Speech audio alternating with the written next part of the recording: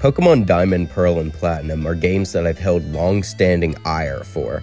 Whether that be because their fans are annoying or because of actual gameplay reasons, the fact remains that I have never seen Generation 4 in a good light.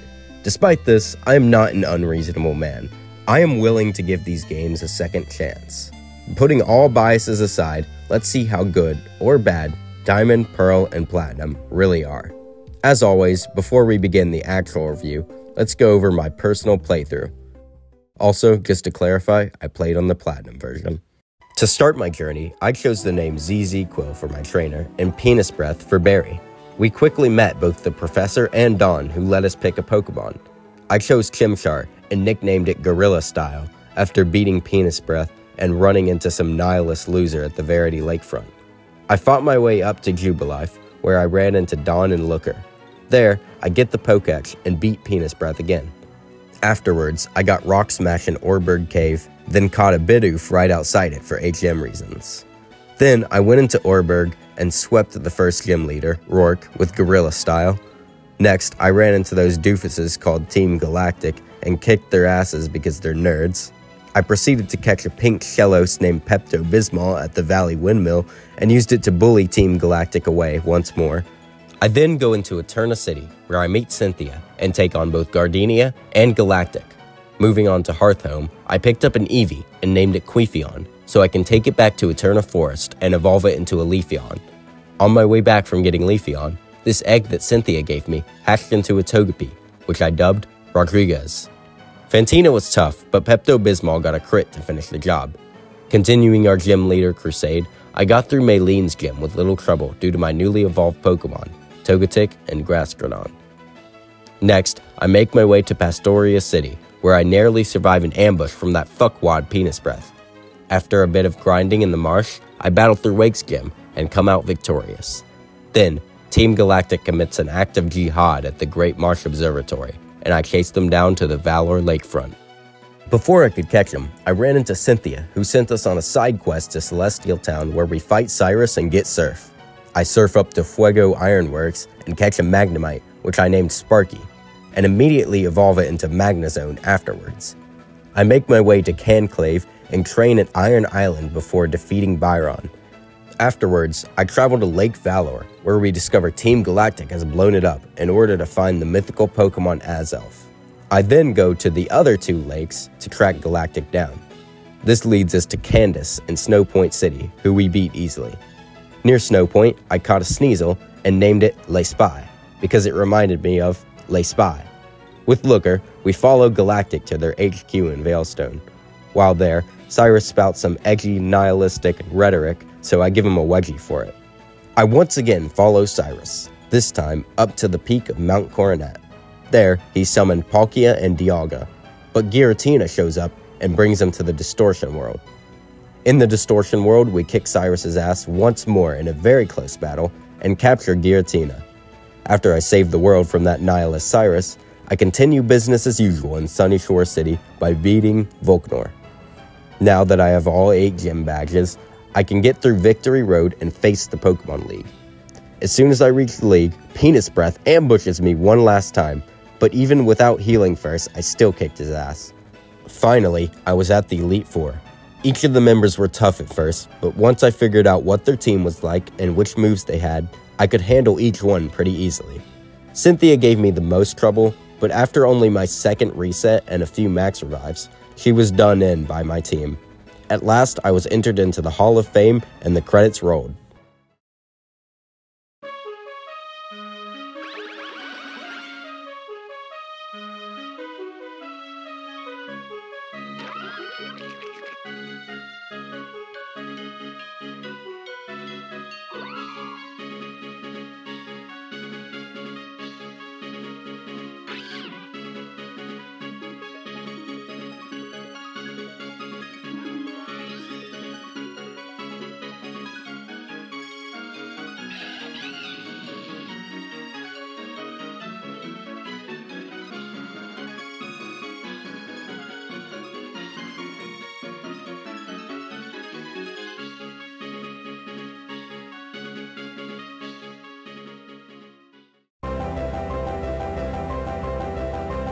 I can describe the gameplay of Sinnoh in one word: slow. If I had another word to describe it, I'd choose HMs. I know this isn't exactly a revolutionary or novel opinion, but it is really accurate to how Platinum feels, and Diamond and Pearl are even worse, but I'll cover that in a later section. Before we get more into that and the other problems with Gen 4, let's start with some positives. The biggest change for this generation in my eyes is the physical special split for Pokemon moves. I've talked about it in my previous retrospectives, and now it's finally here. For those who don't know what it is, basically, before Diamond and Pearl, moves would either be all physical or all special, depending on their type. This means every water type move would be special, every normal type move would be physical, and so on. With this change, I can finally say that the competitive aspect of Pokemon battling is finally complete. Most of the major features of modern battles like weather, held items, natures, and moveset variety for each Pokemon are in Diamond and Pearl. It finally feels like strategy is the most crucial part of winning instead of just having higher level Pokemon and stronger moves. I was able to take down the Pokemon League despite being egregiously underleveled, simply because I created a competitively superior team. One good thing they did outside of battle is give you the running shoes and bike pretty early on in the story. This helps to counter some of the slowness that you experience on the overworld, but it isn't a panacea for the game's speed by any means. Speaking of the bike, they also merged the Mach and Acro features of Emerald's bike into just one, so you don't have to keep going back to the shop and switch it out whenever you need a certain one. There are also a few good quality of life changes, such as the bag finally having infinite space. The dowsing machine's functionality is a lot better here. I found myself getting a few good items from it which I wouldn't have otherwise. Lastly, fishing doesn't require doing a fighting game combo like in Gen 3, so that's something. Random encounters are still what they are and carry with them the same problems on water and cave routes as before, but I will say that money is not really an issue throughout Platinum's story, so repels are a much easier investment to make to help deal with this. The puzzles throughout Sinnoh are overall pretty fun. Half the gyms are still just glorified mazes, but most of them are at least cool designs, while the ones that have actual puzzles were all great. The Distortion World is easily one of the best areas we've gotten in a Pokemon game ever, and the puzzle inside of it is equally good.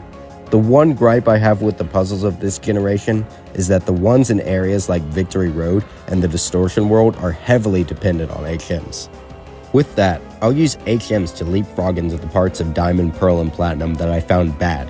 I already did a huge rant about the problems with HMs and their execution in the last review, so I'll refer you to that part of the video to get you caught up on my thoughts here. With that said, the problem is much worse than Generation 4. Why? Because they added Rock Climb. Rock Climb, for me, is the straw that broke the camel's back. Why, on God's green earth, did Game Freak add another fucking HM that acts as just another roadblock unlocker, and on top of that is just a straight up worse version of another HM? There are just too many goddamn HMs needed to get through the story of this game, and even worse is that they're needed in crucial places like the Distortion World and Victory Road. An HM slave is practically needed, so you'll only have 5 usable Pokemon in these areas. The most annoying case of this is Cyrus's battle in the Distortion World, but not having a full team on Victory Road is also a pain in the ass. This also isn't to mention that not every Pokemon can learn every HM, which adds just another further complication to the whole process. Anyway, I guess there are ways to get around using an HM slave, but I've never seen it done in that way, so I wouldn't say it makes things much easier. On the other end of things, TMs are still single use, and that's very annoying. The worst case where this is an issue is with Earthquake, where getting it is a hassle, and putting it on multiple Pokemon could really help out with battles like the Pokemon League. One thing I noticed that I don't think I've seen in previous Pokemon games is that there are a lot of more unfun trainer sets that use bullshit tactics like Double Team and Paralyze, which do nothing but waste your time. Even with 4 times speed on emulators, which I am definitely not using, they're still upsetting. Speaking of the speed of the game, let's finally get down to the main issue with Sinnoh. It runs at the speed of smell. It takes forever to save, it takes forever to battle, it takes forever to heal, it takes forever to walk, and in Diamond and Pearl, everything is somehow slower. Just look at the difference in battle speed between Emerald and Platinum, and you'll see the problem. Every positive I mentioned before can be negated because everything takes forever to do. While yes, Platinum does fix this speed issue a bit, it's still slower than the generation previous. The speed up on the emulator really helped to make this game bearable to play. I pretty much had every battle at 2 or 4 times speed. Despite this, I'm not going to forget how I felt on my first Platinum playthrough without the help of a speed up button. Okay, last thing I'll mention here is the difficulty of the game. I think I will agree with people when they say this is the most difficult Pokemon game, but I'm not sure that's because of the actual challenges you face. It's not like Sinnoh's battles are strategically better than what we saw in Hoenn. It's more like the Pokemon we have at our disposal aren't as good in most cases. It seems like Infernape is easy mode, and anything else is a pain because you don't have any other good fire types available. Anyway, this is kind of getting into the next section a bit, and this honestly doesn't affect the score too much, so I'll wrap it up by saying I wish that difficulty didn't just mean the opponent is overleveled. Overall, it's like they took 1 step forward and 2 steps back. There are a bunch of nice changes sprinkled on top of a game, which is a chore to get through in a normal playthrough. For that reason, I'm going to give it a 70 out of 100. Too many HMs and too slow. With Pokemon Selection, there are 3 sides you have to factor in.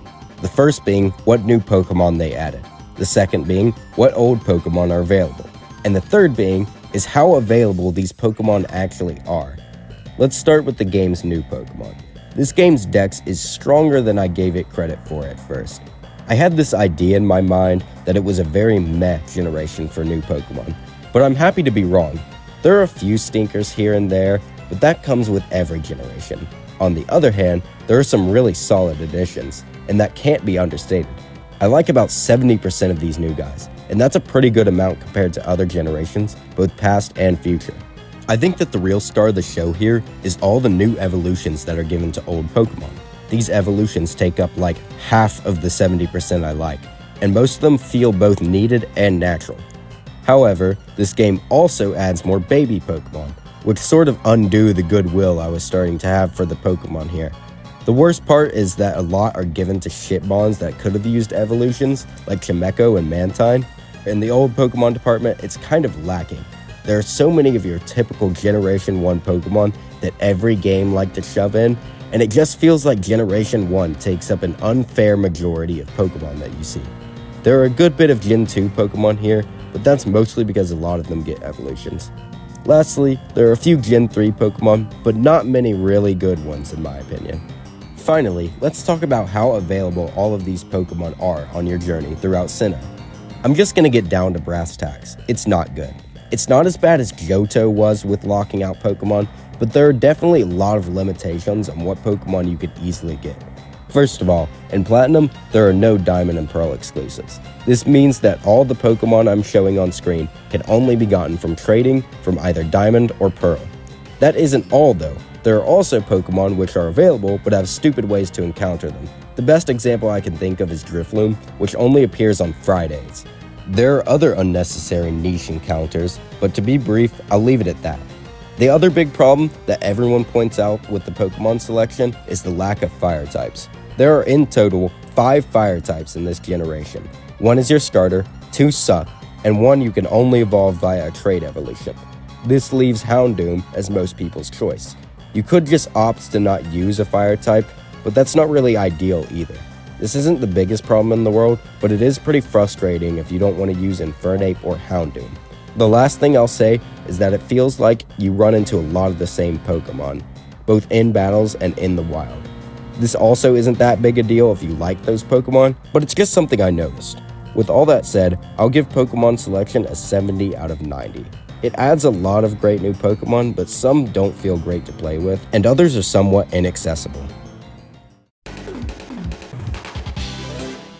To start off with the big additions, Diamond and Pearl introduces 47 new abilities and 112 new moves.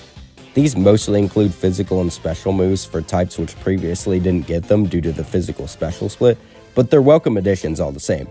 2 of these moves are new HMs. I've already talked about Rock Climb, but Defog is also annoying because they want you to use it or else have your battles on foggy routes be even slower than regular battles are. Luckily, you can override fog with other weather effects if you have them. Speaking of fog, it's a new weather condition for this generation. I really wish it weren't, but here we are. Lastly, and I'm not sure if it's new, but evasiveness is a really annoying tactic that they use a lot this generation. Besides all that, there are also smaller quality of life changes like poison only taking Pokemon down to 1 HP instead of fainting them, and a lot of info and utility being added with the touchscreen. There's also your typical extra stuff for fun like contests and ball capsules. The only other big addition I can think of is online battling and trading, which is obsolete now that the servers are down, but still a very necessary addition for Pokemon as a whole.